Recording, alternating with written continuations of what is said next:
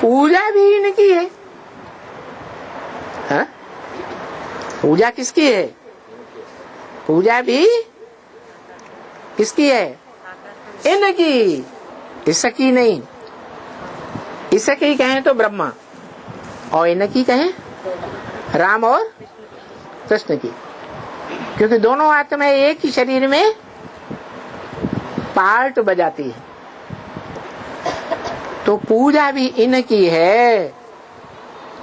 अच्छा, इस दुनिया में मंदिरों में जितनी पूजा होती है वो इन दो ही आत्माओं की है। है? बोलो, उस ज्योति बिंदु निराकार की नहीं है जो परम धाम का वासी है? है? अरे किसकी? हाँ, शिवलिंग के रूप में पूजा होती है तो ऊपर वाली की होती है निराकार की, या नीचे वाली की होती है साकार की? है? साकार की होती है, निराकार की नहीं होती। हाँ, उसका जो सतो प्रधान यादगार था वो द्वापर के सतो प्रधान समय में, द्वापर के आदि में सोमनाथ मंदिर बना था। क्या आदि में जो यादगार बनेगी सात्विक बनेगी या तामसी बनेगी? है? सात्विक यादगार था। सोमनाथ मंदिर में लाल पत्थर के लिंग में हीरा जड़ा हुआ था बीच में। वो बीच में हीरा कौन था? सुप्रीम सोल था। और लिंग बड़ा रूप साकार की यादगार था।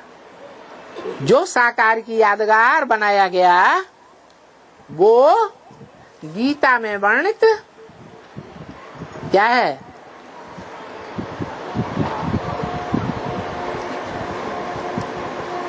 अव्यक्त मूर्तिना। क्या?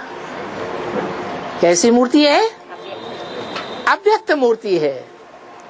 माना लिंग साकार देखने में तो आता है, लेकिन उसको हाथ पांव नाक आंख कान हैं साकार में होते हैं कि नहीं?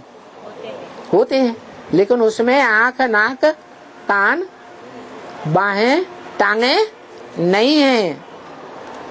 इसे क्या सिद्ध होता है कि उस लिंग ने निराकारी स्टेज धारण की है। क्या? अंदर में बुद्धि में क्या याद है? निराकार शिव की याद है। इंद्रियों से कर्म करते हुए भी प्रबल से प्रबल इंद्रिय काम इंद्रिय से कर्म करते हुए भी उस इंद्रिय की यादगार याद नहीं है। किसकी यादगार है? इंद्रिय की याद नहीं है। जिस इंद्रिय से सुख भोगा जाता है उसकी याद नहीं है। किसकी याद है? निराकार।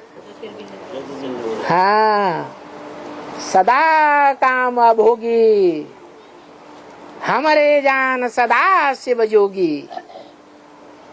जो सदैव भोगता है या अभोक्ता है?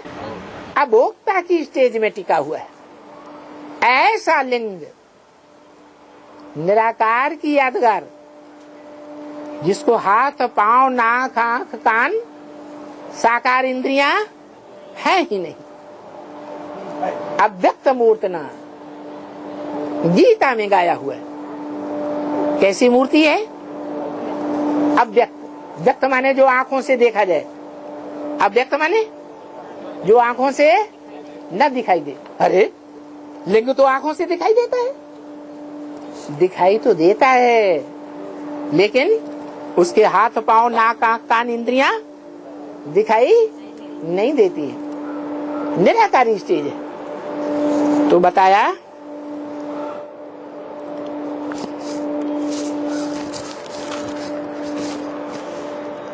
इन्हीं की पूजा है।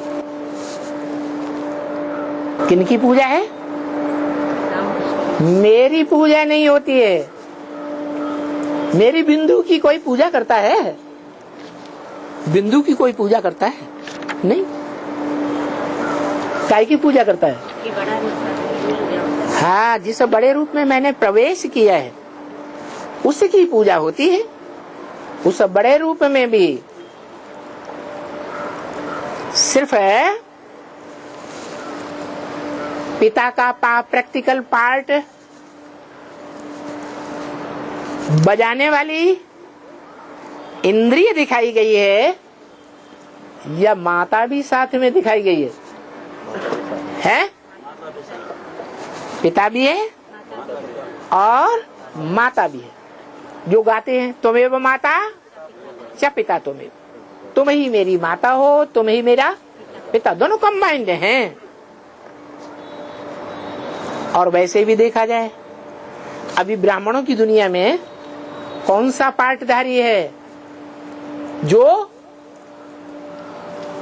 दो आत्माएं होते हुए भी एक व्यक्तित्व में काम करता है?